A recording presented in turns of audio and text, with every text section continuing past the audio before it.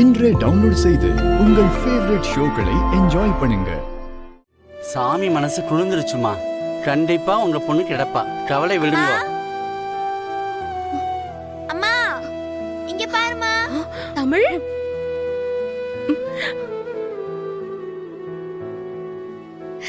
தமிழ் அம்மா தமிழ் தமிழ் உனக்கு ஒண்ணும் இல்ல.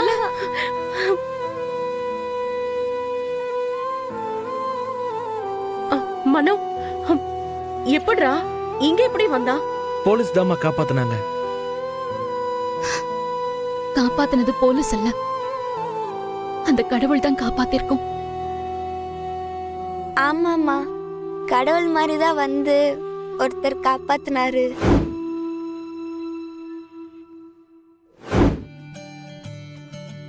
நீ இல்லாம அம்மா ரொம்ப தவிச்சு போயிட்டேன் தமிழ்.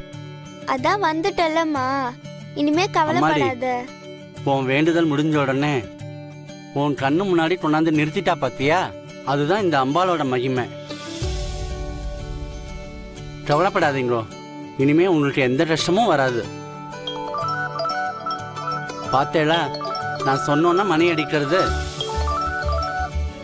நான் வரேம்மா. சரிங்க சாமி. ஆமா சார், மனோ தான் பேசுறேன். இப்போ நான் குமரன் நகர்ல இருக்க பிள்ளையார் கோயில்ல இருக்கேன் சார். என்ன விஷயம் சார்? இல்ல இங்கதான் இருப்பேன். அப்படியா? சரிங்க சார். சார் நான் வெயிட் பண்றேன், நீங்க வாங்க. வாங்க சார், பேசிக்கலாம். ஓகே சார், பாய். மனோ யாரா போன்ல? யாருன்னு தெரியல, கேட்டரிங் விஷயமா பேசணுமா, நேர்ல வரேன்னு சொல்லிருக்காரு. அந்த ஐயா சொன்ன மாதிரி இனிமே நமக்கு கஷ்ட காலமே வராது போல இருக்கே. நாளைக்கு அங்காளம்மன் கோயில்ல அன்னதானம் போடுறதா வேண்டியிருக்கேன். ஒரு 300ல இருந்து 350 பேருக்கு சமைக்கணும். சாம்பார், ரசம், கூட்டு பொரியல் போதுமா சார்? எல்லாரும் திருப்தியா சாப்பிடணும், யாரும் குறையோட போக கூடாது. ஒரு நிமிஷம், இந்தாங்க. இதுல 1 லட்சம் ரூபாய் இருக்கு. சமையலுக்கு தேவையான பொருள் எல்லாம் வாங்கிக்கோங்க. மீதியை உங்க அட்வான்ஸா வச்சுக்கோங்க. சரி சார், தேங்க்யூ சார்.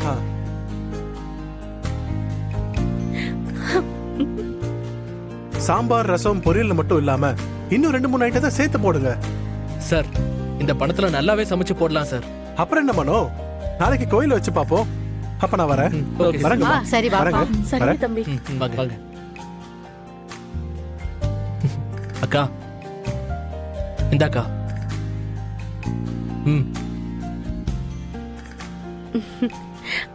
இவர் அந்த கடவுள் தான் அனுப்பி வச்சிருக்கணும். நீங்க சொன்ன மாதிரியே அங்காளம்மன் கோயில்ல அன்னதானம் போடுறதா சொல்லி பணத்தை கொடுத்துட்டேன். தேங்க்ஸ் ராஜேஷ். என்ன சார் நீங்க இதுக்கு போய் தேங்க்ஸ்லாம் சொல்லிட்டு இருக்கீங்க? விடுங்க, உங்களுக்காக நான் இது கூட பண்ண மாட்டேனா?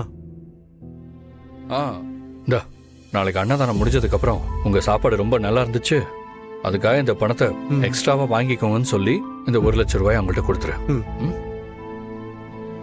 அப்புறம் ஒரு முக்கியமான விஷயம், இதெல்லாம் நீங்க தான் செஞ்சீங்கன்னு பாரதி மேடம்க்கு தெரியக்கூடாது, அதானே? கவலைப்படாதீங்க, சாகுற வரைக்கும் இந்த விஷயத்த நான் அவங்க கிட்ட சொல்லவே மாட்டேன்.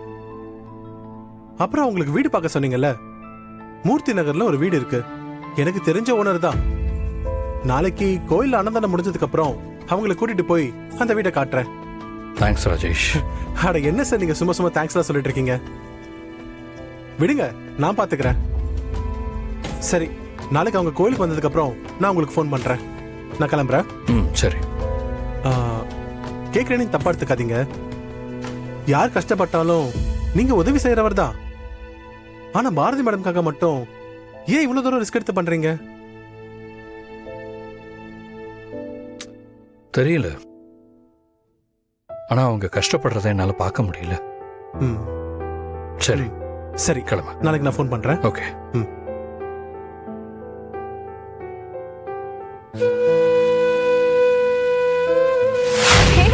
ராஜேஷ், எப்படி இருக்கீங்க? நீங்களும் ஆதி சார் செஞ்ச உதவினால நான் எனக்கு ரொம்ப நல்லா இருக்கேன் மேடம். இத கேட்கவே சந்தோஷமா இருக்கு ராஜேஷ். சொல்லுங்க, ஆதி உள்ள குளிச்சிட்டு இருக்காரு. பரவாயில்ல மேடம், அவர் ஒரு வேலை கொடுத்தாரு, அதை நான் நல்லபடியா செஞ்சு முடிச்சிட்டேன்னு மட்டும் அவர்கிட்ட சொல்லிடுங்க. பாரா, திரும்பவும் புது பிசினஸா? என்ஜாய், கலக்குங்க கலக்குங்க. ஐயோ மேடம், இது பிசினஸ் விஷயம் இல்ல, பர்சனல் மேட்டர். பர்சனல் மேட்டரா? என்ன பர்சனல்? அது ஒண்ணும் இல்ல மேடம், நம்ம ஆதிசரை பத்தி தான் நமக்கு தெரியுமே. அடுத்தவங்க யாராவது கஷ்டப்பட்டா அவருக்கு மனசு கேட்காது, உடனே உதவி பண்ணிடுவாரு. அப்படி ஒரு உதவினாலதான் நான் இன்னைக்கு நல்லா இருக்கேன். ஆதி என்ன வேலை கொடுத்தாரு ராஜேஷ்? உங்க ஆபீஸ்ல பாரதின்னு ஒருத்தங்க வேலை பார்த்தாங்கல்ல, அவங்களுக்கு ஏதோ பிரச்சனை போல மேடம். அதான் ஏன் மூலமா பண்ற மாதிரி அவங்களுக்கு கேட்டரிங் ஆர்டரும் கொடுத்து கையில பணமும் கொடுக்க சொன்னாரு. இப்போ அவங்க அம்மன் கோயில்ல சமையல் வேலையை ஆரம்பிச்சிட்டாங்க. நானும் தெரியாத மாதிரி அவங்களுக்கு அட்வான்ஸும் கொடுத்துட்டேன். அப்புறம் ஆதி சார் சொன்ன மாதிரி வாடகைக்கு ஒரு வீடும் பார்த்து வச்சிருக்கேன்.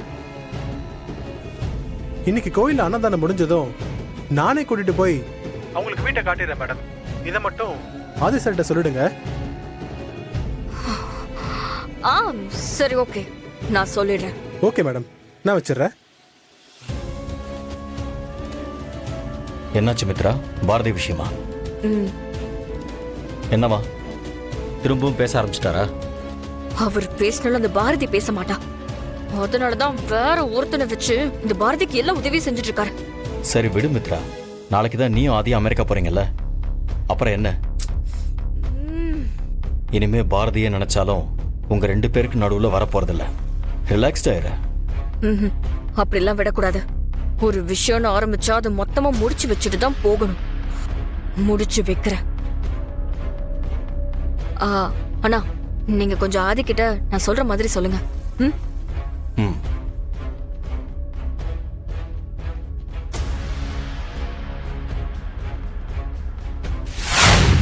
ஆதி, இறங்கி வாங்க.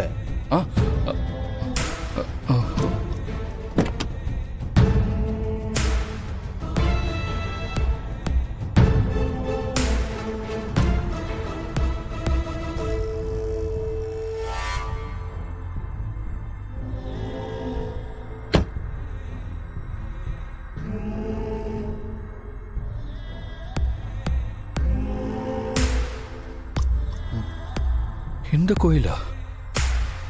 ஆமா ஆதி, எனக்கு ரொம்ப சென்டிமெண்டான கோயில், ரொம்ப பவர்ஃபுல்லான அம்மன். ஐயோ, பாரதி வேற இங்க இருக்காங்களே, எப்படி அவங்க கண்ணில் படாம இருக்கிறது? நீ என்ன யோசிக்கிறன்னு எனக்கு தெரியுது ஆதி. ஆனா இதுல சோகம் என்னன்னா, இன்னைக்கு நீங்க யாரு என்ன யோசிச்சாலும் இங்க எதுவும் நடக்காது. நான் என்ன யோசிக்கிறேனோ அது மட்டும்தான் நடக்கும்.